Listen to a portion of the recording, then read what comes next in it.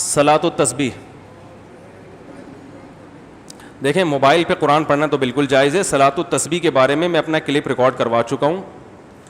دیکھیں اختلافی اجتہادی مسائل میں نا اختلاف رائے کا تحمل کیا کریں. یہ جو قضائے عمری پہ جو میں نے اتنا سخت بیان کیا نا اس لیے کہ یہ اجماعی مسئلہ ہے.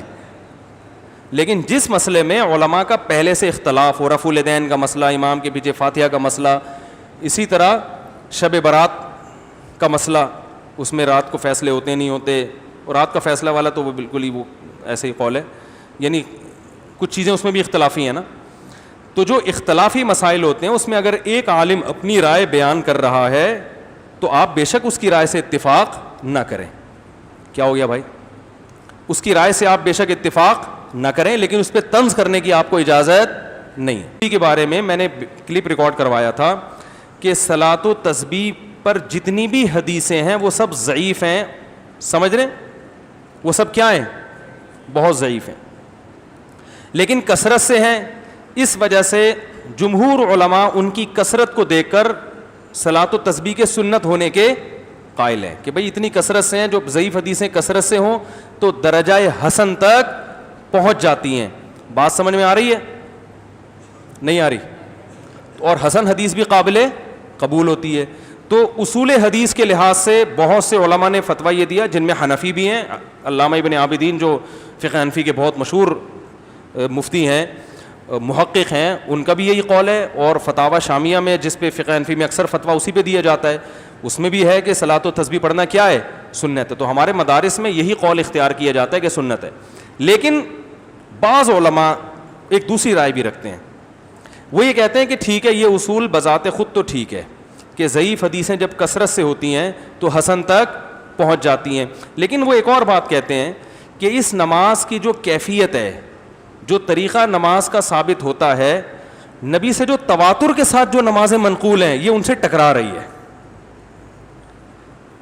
یعنی بعض دفعہ کمزور دلیل کو بھی لے لیا جاتا ہے, لیکن اگر وہ کمزور دلیل متواتر دلیل کے اگینسٹ ہو رہی ہے تو پھر اس کو نہیں لیا جاتا ہے. اور خاص طور پر جو امام ابو حنیفہ اس بارے میں بہت زیادہ سخت ہیں.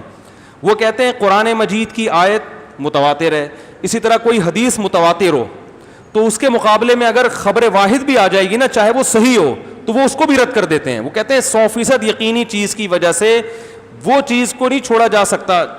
یعنی ایک چیز جو 100% یقینی نہیں ہے اس کی وجہ سے اس چیز کو نہیں چھوڑا جا سکتا جو 100% یقینی ہو. اس کی بہت مثالیں ملتی ہیں. حدیث میں آتا ہے کہ البکر بالبکری جلد مئۃ و تغریب عام, کنوارا مرد اور عورت جب زنا کرے تو 100 کوڑے لگاؤ اور 1 سال کے لیے جلا وطن کرو. بالکل صحیح حدیث ہے, بخاری کی حدیث ہے. لیکن امام حنیفہ نے اس حدیث کو کہ ظاہر کو نہیں لیا. اب لوگ اعتراض کرتے ہیں امام صاحب نے بخاری کی حدیث چھوڑ دی, یہ اتنی صحیح حدیث چھوڑ دی. بھائی اس لیے چھوڑ دی ہے کہ یہ قرآن کے کیا ہے؟ اگینسٹ ہے. قرآن میں جو زانی کی سزا بیان کی جا رہی ہے وہ یہ ہے کہ الزانیۃ والزانی فاجلدوا کل واحد منہما 100 جلدہ, زنا کرنے والے مرد اور عورت کو 100 کوڑے لگاؤ. اس میں اللہ تعالیٰ نے مزید کوئی سزا بیان بولو نا بھائی نہیں کی. اگرچہ یہ بخاری کی حدیث ہے لیکن قرآن کے مقابلے میں مضبوط نہیں ہے. اس کی یوں سمجھ لیں کہ قرآن کی کوئی ایک آیت کا انکار کر دیتا ہے فوراً کافر, بخاری کی کسی حدیث کا انکار کر دے گا کافر نہیں ہوگا. گمراہ ہم ضرور کہیں گے, کافر نہیں ہوگا. تو اس لیے انہوں نے اس حدیث میں تعویل کی ہے, رد نہیں کیا. تعویل کا مطلب بھئی یہ سیاسی حکم ہے کہ 1 سال کے لیے جلا وطن کر دو, کیونکہ ایک ہی جگہ رہ کر عشق معاشقہ ہو گیا ہوگا, زنا کر رہے ہیں, ان کو ایک دوسرے سے دور کر دیں گے. تو اگر حاکم اور قاضی یہ سمجھتا ہے کہ ان کو جلا وطن کرنے سے فائدہ ہے, زنا چھوڑ دیں گے تو کرنا چاہیے, نہیں سمجھتا تو بعض دفعہ جلا وطن کرنے میں فائدے کے بجائے نقصان ہے. اس لیے کہ یہاں تو مقامی لوگ ہیں, جب انسان اجنبی جگہ پہ جاتا ہے تو برائی کی طرف قدم اور زیادہ. خاص طور پہ لڑکی کو جب جلا وطن کریں گے تو اس کے پاس کمانے کا اور کوئی ذریعہ نہیں ہوگا, وہ زنا ہی کو پیشہ بنا سکتی ہے. سمجھ میں آ رہی ہے بات؟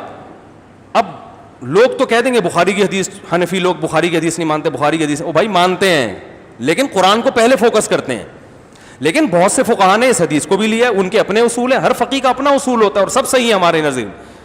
لیکن امام حنیفہ کا اصول اس بارے میں بہت سخت ہے کہ جو متواتر احادیث سے اور قرآن سے جو چیز ثابت ہوگی تو اگر کوئی چیز اس کے اگینسٹ ہوگی تو اسی جیسی پاورفل ہونی چاہیے, ورنہ اصول یہ ہے کہ وہ اس کو رد کر دیتے ہیں. تو صلاۃ و تسبیح والی جو نماز ہے اس سے بعض دفعہ ایسی چیزیں ہوتی ہیں جس سے عام نمازوں میں سجدہ سہو واجب ہو جاتا ہے. مثلا نبی صلی اللہ علیہ وسلم سے تواتر کے ساتھ جو نماز منقول ہے اس میں کیا ہے کہ تلاوت اور رکوع میں وقفہ, بولتے کیوں نہیں ہونا چاہیے. صلاۃ و تسبیح میں ہر رکعت میں وقفہ ہوتا ہے. تو یعنی ایک ایسا عمل جس سے عام نمازوں میں سجدہ سہو واجب ہو رہا ہے, اتنا ناپسندیدہ عمل ہے, اور وہی اس مکروہ عمل کا ارتکاب آپ کس میں کر رہے ہیں؟ صلاۃ و تسبیح میں. تو چونکہ مکروہ عمل کا ارتکاب کر رہے ہیں تو اس کے لیے وہ کہتے ہیں, یعنی اصول کہتے ہیں کہ دلیل اسی جیسی پاورفل ہونی چاہیے. لیکن میں نے بتایا مسئلہ اختلافی ہے, جمہور بہرحال اس کے سنت ہونے کے قائل ہیں اور بعض حضرات اس طرف گئے ہیں. تو میرا رجحان, میں تو نالائق آدمی ہوں, میرا تو مجھے یہ کہتے ہوئے بھی شرم آتی ہے میرا رجحان, لیکن بن تو سکتا ہے نا کسی کے رجحان پر, تو گورنمنٹ کی طرف سے کوئی پابندی نہیں ہے. تو میرا رجحان اس لیے اس طرف ہے کہ بھائی جب صحیح احادیث جو بالکل بے غبار ہیں ان سے اتنی کثرت سے جو نمازیں ثابت ہیں پہلے وہ پوری کر لو, پھر ٹائم بچے تو پڑھ لو. لیکن آپ جب وہ ان کو کریں گے تو وہی اتنی زیادہ ہیں کہ آپ کے پاس اس طرف آنے کا ٹائم نہیں بچے گا. پھر بھی کوئی کر رہا ہے تو بھائی جمہور کا مذہب ہے, ہم اس کو بدعت ہی نہیں کہہ سکتے. علامہ ناصر الدین البانی رحمہ اللہ تعالی, انہوں نے صلاۃ و تسبیح کو سنت کہا ہے اور دلیل میں صرف عبداللہ ابن مبارک کی تقلید کی ہے انہوں نے, کیونکہ عبداللہ ابن مبارک صلاۃ و تسبیح کے قائل تھے, بہت بڑے محدث تھے. تو علامہ البانی نے کہا ہے کہ انہوں نے, یعنی ان کا یہ رائے ہے کہ عبداللہ ابن مبارک جیسا محدث جب ایک نماز کو افضل قرار دے رہے ہیں تو وہ غلطی پہ, ان کی بات کا میں حاصل بیان کو, تقلیدی ہے نا یہ.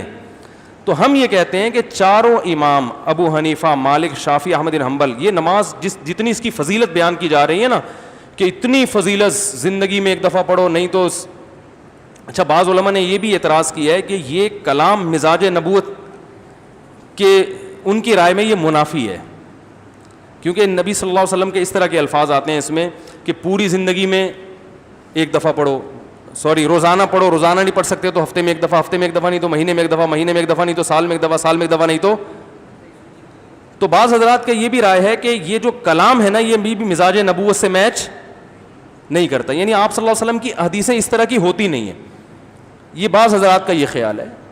تو اور دوسرا ائمہ اربعہ سے اس بارے میں کچھ بھی منقول نہیں ہے. اتنی امپورٹنٹ اور اہم نماز نہ امام ابو حنیفہ سے کچھ منقول ہے, تو یہ اتنے بڑے بڑے علامے جو اپنے وقت کے بڑے بڑے امام تھے ان سے یہ حدیث مخفی کیسے رہ گئی؟ سمجھ میں آ رہی ہے بات؟ اور امام احمد بن حنبل جیسے جو امام بخاری کے استاذ ہیں انہوں نے بھی صلاۃ و تسبیح کو کی روایات پہ رد کیا ہے. تو اتنے بڑے بڑے ائمہ جو بڑے بڑے محقق ہیں ان سے یہ حدیثیں مخفی کیسے رہ گئیں؟ تو بہرحال دونوں طرف ہیں. میں پھر بھی بتا رہا ہوں کہ میں اپنی رائے پر مصر نہیں ہوں. کوئی صلاۃ و تسبیح کا مجھ سے پوچھتا ہے تو میں عمومی طور پر اس کو وہی فتویٰ بتاتا ہوں جو جمہور کا ہے, کیونکہ امت کو مزید اختلاف میں نہیں ڈالنا. لیکن یہ چونکہ کسی نے پوچھا تھا تو جب ایک دفعہ زبان سے بات نکل جائے تو پھر تو بھگتو صحیح ہے نا, ورنہ میں نے 15 سال یہ مسئلہ کبھی ممبر سے بیان نہیں کیا. بھئی عوام چلو عبادت ہی کر رہی ہے, جمہور کے قول پر عمل کر رہی ہے, کرتی رہے, یہ کوئی اتنے بڑے مسائل نہیں ہیں کہ ایک نئی جنگ چھڑ جائے. لیکن وہ ہو گئی, وہ زبان سے نکل گیا تو پھر اس پہ توپوں کا رخ دھاڑ ٹھیاؤ پوری فائرنگ ہو رہی ہے. یہ دیوبندی نہیں ہے, یہ یوں نہیں ہے, تو یہ فلانا نہیں ہے, تو یہ یوں نہیں ہے, تو یہ حنفی نہیں ہے, کوئی پتہ نہیں کیا کیا بنا دیا مجھے. تو اتنا بڑا مسئلہ نہیں ہے, پڑھ لیں ٹھیک ہے نا. میں نہیں پڑھتا, مجھے گن پوائنٹ پہ کسی کا باپ بھی نہیں پڑھا سکتا ٹھیک ہے نا. اگر میری رائے تبدیل ہوگی تو میں پڑھ لوں گا. باقی جو پڑھ رہا ہے تو میں اس کو بدعتی بھی نہیں کہتا, کیونکہ دونوں طرف علماء ہیں. مجھے کیوں نہیں پڑھا سکتا؟ اس لیے کہ میرا اپنا مزاج ہے کہ یار جب وہ دوسری روایت اتنی کثرت سے ہے. تو ہمارے حضرت مفتی رشید احمد صاحب رحمہ اللہ بھی بہت مفتی تقی عثمانی صاحب کے استاذ تھے. اچھا مجھے لوگ یہ بھی کہتے ہیں اس کا اپنا تفرد ہے, میرا تفرد نہیں ہے بھائی, میں کون ہوتا ہوں؟ بڑے بڑے علماء اس کے قائل رہے ہیں. تو ہمارے شیخ مفتی رشید احمد صاحب جو دارالعلوم کرنگی میں شیخ الحدیث تھے, حضرت مفتی تقی عثمانی صاحب, مفتی رفیع الرحمانی صاحب نے حضرت سے 8 سال پڑھا ہے. وہ خود بہت بڑے عالم تھے, ان کی بھی یہی رائے تھی کہ وہ بھی صلاۃ و تسبیح کے قائل بولو بھائی نہیں تھے. بلکہ وہ تو یہ کہتے تھے کہ میں نے جو 50-60 سال صلاۃ و تسبیح پڑھی ہے تو میرا دل چاہتا ہے کہ میں یہ نمازیں لوٹا لوں, کیونکہ وہ سجدہ سہو واجب ہو رہا تھا نا.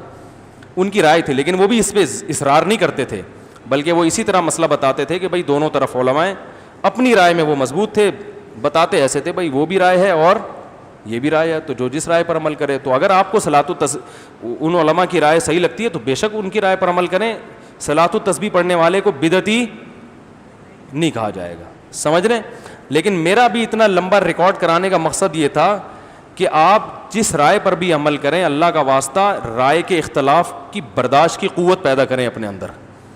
یہ نہیں کہ آپ کی رائے کے خلاف اگر کوئی جا رہا ہے تو توپ سے اس کو اڑا دیں, آپ کسی کام کا چھوڑیں ہی نہیں, آپ اس کے بیان مت سنو, یہ تو الگ ہی نیا فرقہ لے کے آ رہا ہے. کوئی نیا فرقہ نہیں ہے, یہ اختلاف چلتے رہتے ہیں ہمیشہ سے. ابن تیمیہ رحمہ اللہ بھی قائل نہیں تھے, وہ ٹھیک ہے وہ بہت ساری چیزوں کے قائل نہیں تھے جو بالکل, بعض چیزیں تو ایسی جو اجماع سے بھی ہٹ کر ہیں, لیکن بہرحال وہ ایک بڑے عالم تھے وہ بھی. تو اس لیے چلتا ہے مارکیٹ میں. کیا ہے ہمارا مسئلہ, خدا کی قسم یہ نہیں ہے کہ کسی سے دلیل میں غلطی ہو جائے. ہمارا مسئلہ یہ ہے کہ ہماری قوم میں رائے کے اختلاف کو برداشت کرنے کی طاقت. ہمارا مسئلہ رفع الیدین کا نہیں ہے. صحابہ میں رفع الیدین والے بھی تھے, رفع الیدین نہ کرنے والے بھی, لیکن پھڈے بازی بولو بھائی نہیں تھی.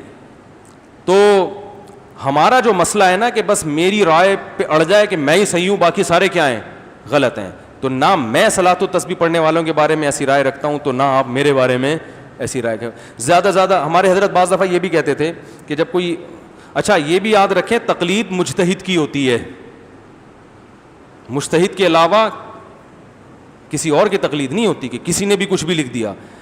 امام و حنیفہ اور یہ جو امام شافعی, تو ان کی تو اس لیے ہوتی ہے کہ یہ بہت بڑے محقق تھے, یہ تو ہماری سوچ سے بہت ہوئے, انہوں نے تابعین تبع تابعین کا دور دیکھا ہے. ان میں غلطی تو ان سے بھی ہو سکتی ہے, لیکن ان میں غلطی کا امکان ہم میں جتنا امکان ہے نا اس سے کم ہے, ہم میں غلطی کا امکان زیادہ ہے. مجھے ایک صاحب کہنے لگے کہ یار امام حنیفہ سے غلطی نہیں ہو سکتی. میں نے کہا ہو سکتی ہے, لیکن آپ کی جو تحقیق ہے نا اس میں غلطی کا امکان امام حنیفہ کی تحقیق سے غلطی کے امکان سے زیادہ ہے.